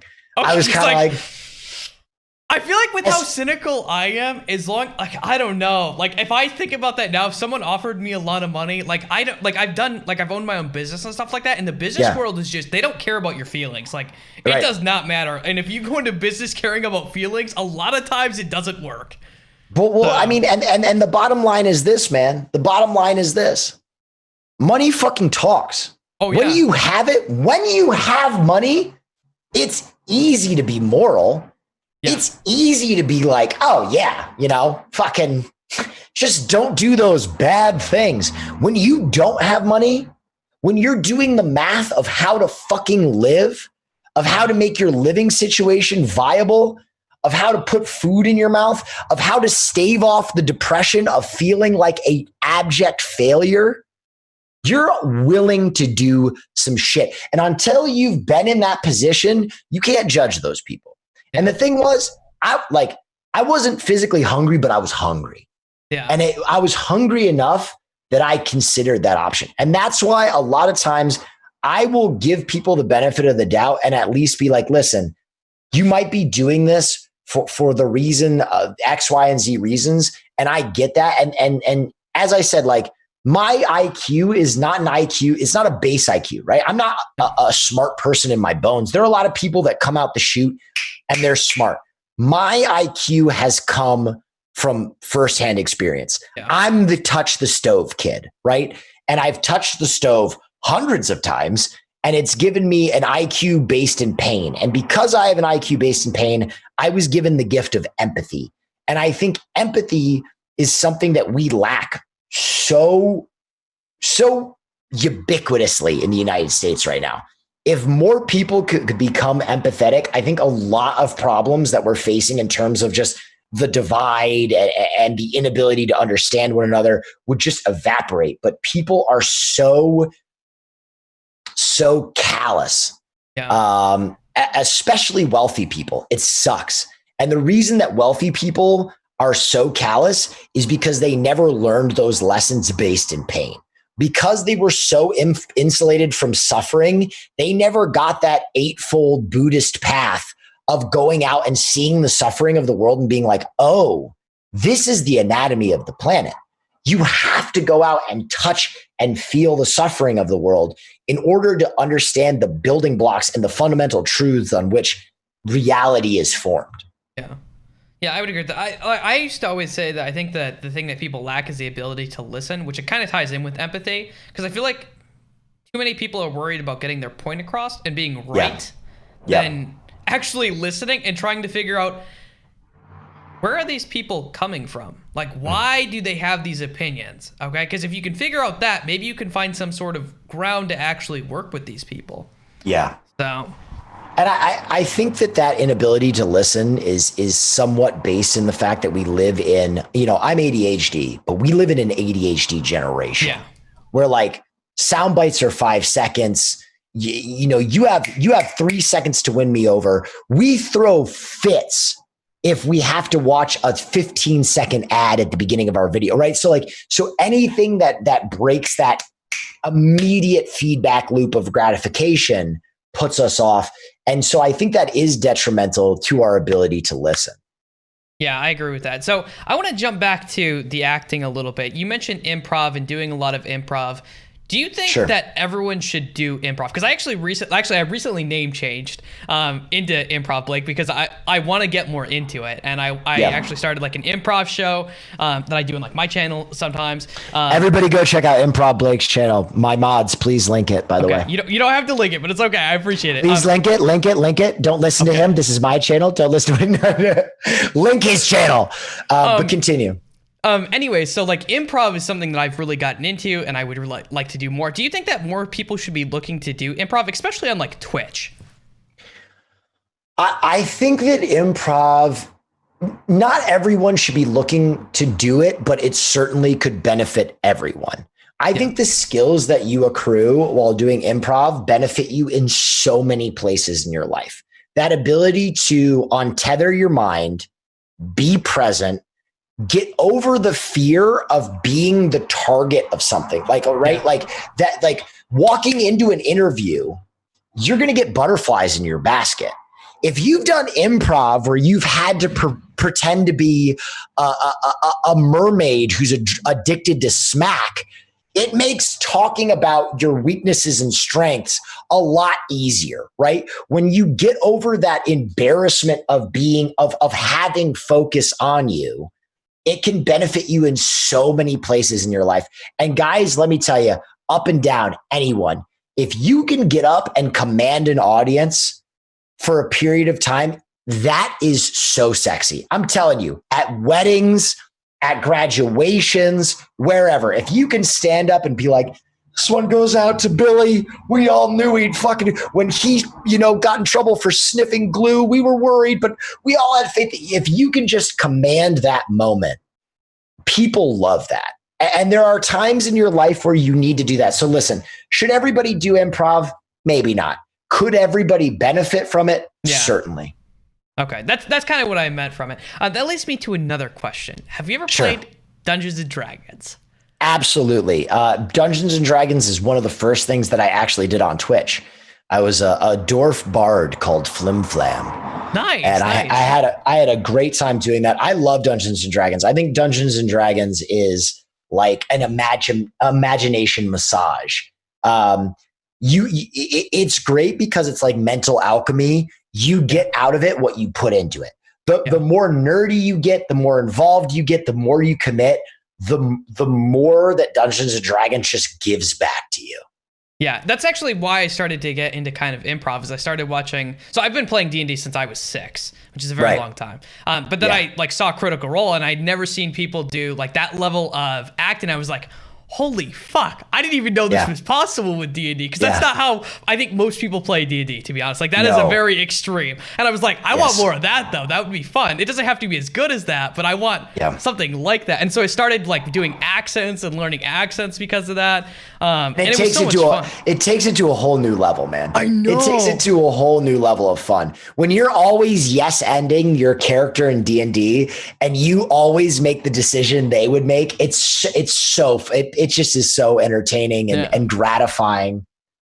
Yeah, and that's actually what got me into like GTA RP and stuff like that. So I was just wondering because like you seem like someone who would do amazingly well at D&D, and I'm surprised. Like, do you play actively or do you not really get a chance to? You know, I try to. I have a DM called Big Lundy, who's tremendous, like one of the best DMs. I did a campaign with him, and then essentially what happened is people kept falling off. That's kept annoying. Losing.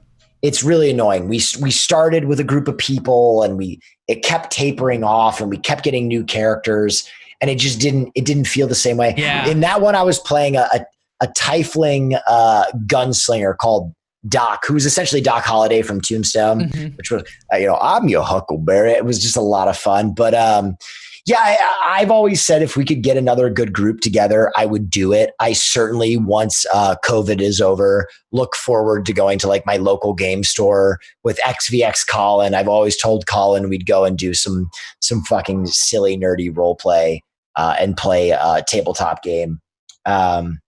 But yeah, and then GTA RP, I actually am working with a guy who's starting a new server, just opened up last night, called Kingdom RP.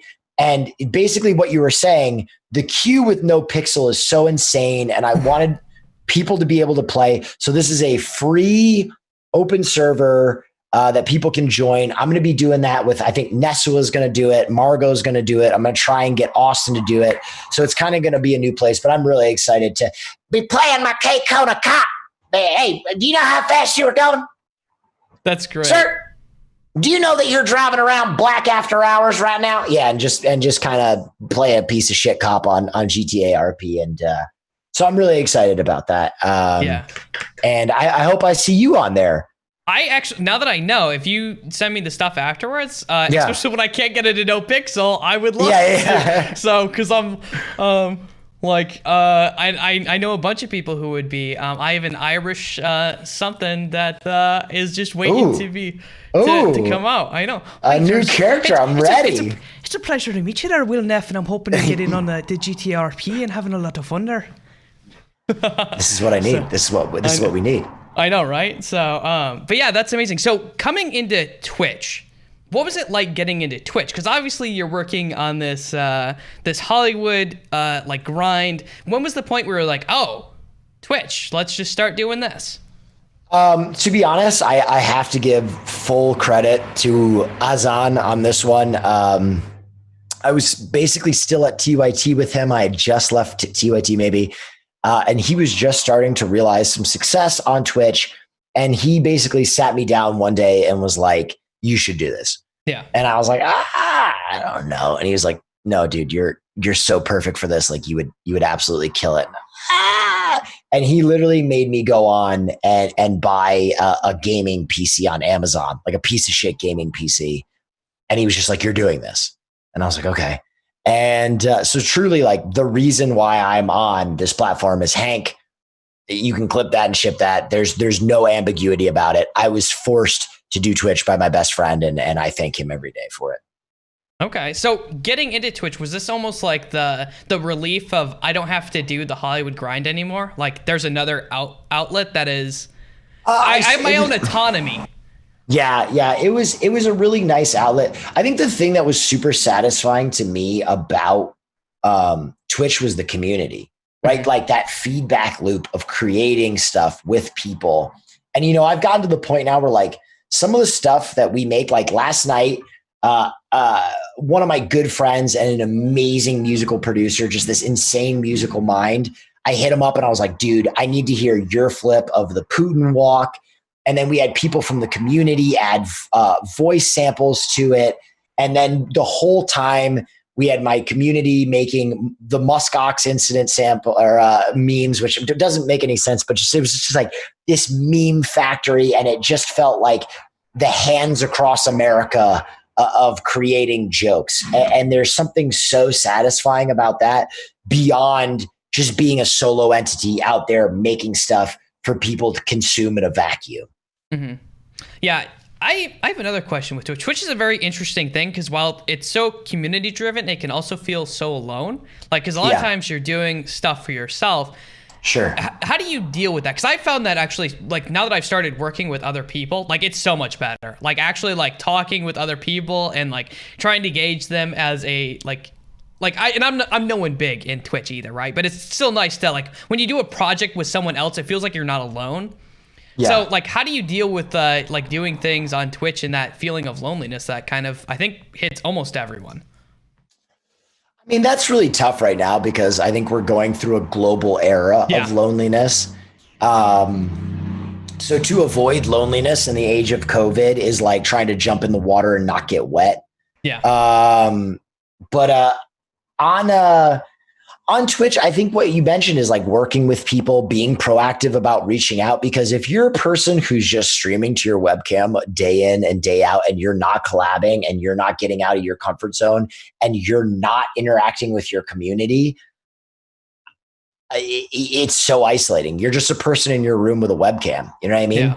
Yeah. And there's no way not to feel lonely doing that. So I think you have to strive to incorporate elements of collaboration within your product, or else you will end up lonely. Yeah. I like that. So it gives some.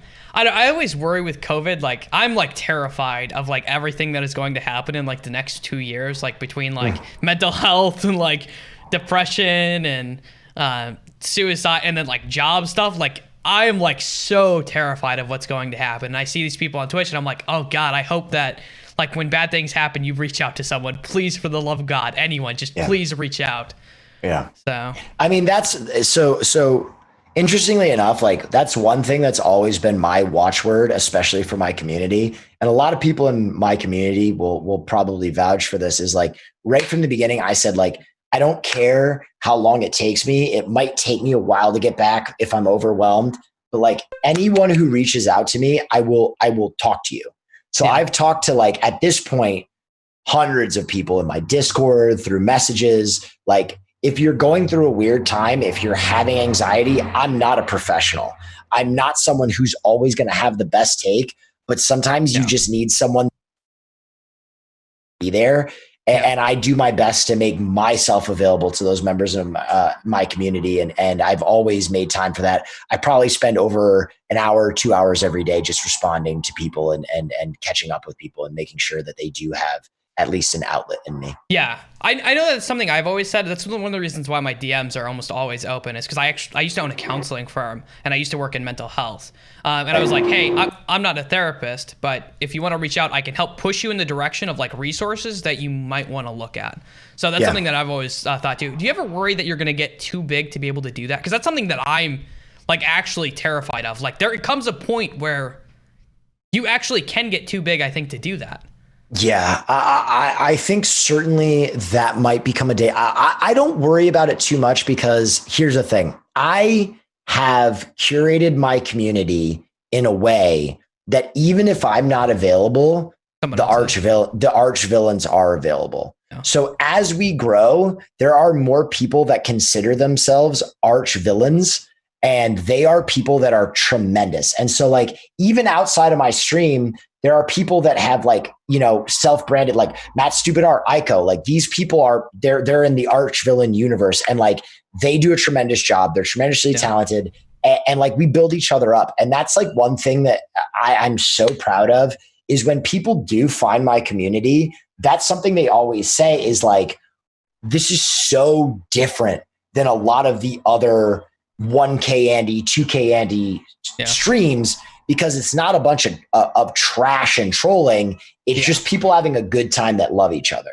And here's the thing. I think there's a way that you can do that in like a Tony Robbins creepy cult, like bullshit way, where it's like fake enthusiasm. Like, everything's great. You're going to do fine. Bye. We're always very honest. So I think the positivity in this community doesn't come off as like some weird brainwashy type bullshit, because I'm always very honest, right? If someone asked me a question, I might hit you with you're fucked, but here's why you should feel good about being fucked. And I think because we've maintained that like genuine feel, like the collaborative nature of it, it's just a good place to be around. So even if I'm not available, people that are like-minded will be available. And again, we'll worry about the problem of me not being able to get to people when we get too big. And then I might, so the other thing I used to do, and I still try and do from time to time, is office hours, where after a stream, I'll just jump on my Discord and talk to people. If you want to come ask me a question, if you want access to me, I'll just hang out in my Discord for a while. So that was like another way that I tried to combat kind of me not being around enough. Oh, that's really good. That's really good. With COVID happening and the issue with the music industry, where do you think that's going to go? Is that something that you're ever like worried about? Like, oh, fuck, this is going to be really, really bad for a lot of people, or for me, or for music, or for film, or for entertainment in general? Whichever ones you're involved in. Yeah, man. It is going to be bad. I mean, it's going to be bad, certainly for people at those highest level of productions, right? With COVID reality, we're probably not going to see another Avengers movie for years, because the logistics of going to a location with hundreds of people and filming and blah, blah, blah, it's logistically brutal, right? And so you might see a lot more like green screen films. You might see practical go out the window, because it's going to be easier to isolate and film in a vacuum. And I really hate green screen films. But the thing is, there's such a demand for content that the spice must flow. So, I mean, no matter what, it's going to find a way to get made. Music, I feel really bad for my friends in music. All my friends who are music teachers, there's nothing. Oh, yeah. There's no music education going on. All my friends who are performers, the live concert element of music, it has also evaporated. And films, that's one thing. Going and watching a movie on your TV, that's one thing. But going to Coachella and being around thousands of people, I have no idea when that's feasible again.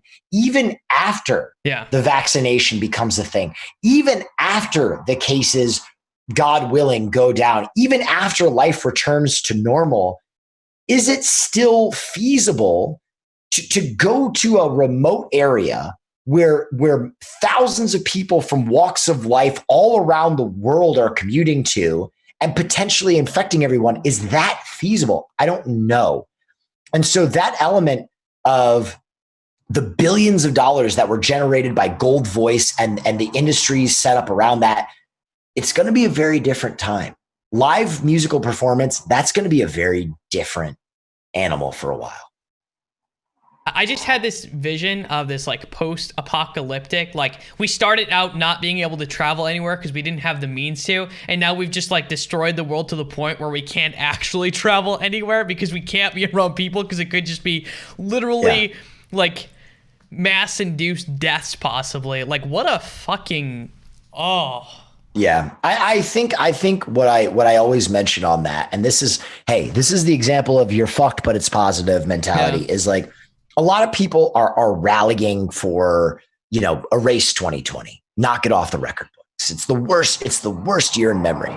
But I think what you have to focus on is that by nature of it being the most painful year, it might end up being the most important year. That's true. Because we've had so many people telling us that as a global populace, we are facing existential crises in record number. And none of those are real to us. Well, COVID certainly made it real, right? For the first time, we faced an existential crisis, and it wasn't something we just walked through. Yeah. It's something that we had to fucking deal with. And so hopefully this is a wake-up call. It doesn't seem like it has been. But hopefully it's a wake-up call to at least enough people that we start taking some of these other existential crises a little more seriously. My cynical side is like, this isn't bad enough yet for people to get to that point. As like, based on what I've already seen, I'm like, it sucks that this isn't bad enough because it should be. But my cynical part is like, wow, this still isn't good enough. Like, what's next, Mother Nature? Because where does the line have to be where people are like, oh, fuck, maybe we should actually do like that line just scares me so bad. Wait till all these people can't go home for Christmas or party on New Year's. Oh, yeah. It might get way more real. Yeah. Well, believe it or not, that's all the questions I have for you. Tremendous. We've been here for 2 hours. This is perfect timing. I have a call with my writing team at 3:00. So this is, ideal. Perfect. Oh, good. So everyone out there, this is Will Neff. This has been the interview with Will Neff. Hopefully you guys enjoyed it. Oh, I lied. I have one question. It's quick though. It's quick. If you could see anyone to be on this show, who would you like to see on? And I will try to get them. I'm not guaranteeing it because of my limited reach here, but I will try. You know who? Oh, sorry. I was just gifted a tremendous amount of subs. Hang on 1 second, Speed Racer. I'm going to thank you right after I get done with this. I'm just trying to. The guy who I think who has had a really interesting career. I don't know if you've ever heard of Nesua, but Nesua is a really interesting guy because he is probably the most talented video game athlete player I've ever known in my life. And for whatever reason, his experience with esports has kind of been one of just perpetual suffering. So he's a really interesting guy, an example of like someone with all the talent in the world who for reasons completely out of his control just couldn't rise to the top of his industry. So I think he is one of the most interesting people. Not only that, he's now having this just resurgence on Twitch, and I think he's a guy who could go right to the top of the platform. So just an interesting guy to talk to, and just a freak of nature playing video games. I mean, he's insane. So yeah. Nice. Okay, I like that. That's good. I can also talk to him about esports because I've been in there and it's awful. Exactly. That's there you go. There's the bridge. So everyone out there, this has been the Minds of Media. Thank you so much, Will Neff. Oh, hello there. I hope you enjoyed this video, so make sure to like, subscribe, and turn on those notifications. Shout out to all my Patreons who support me. If you're looking to support me, you can join my Patreon at patreon.com/improvblake, and you can also find me streaming throughout the week at twitch.tv/improvblake. Thank you.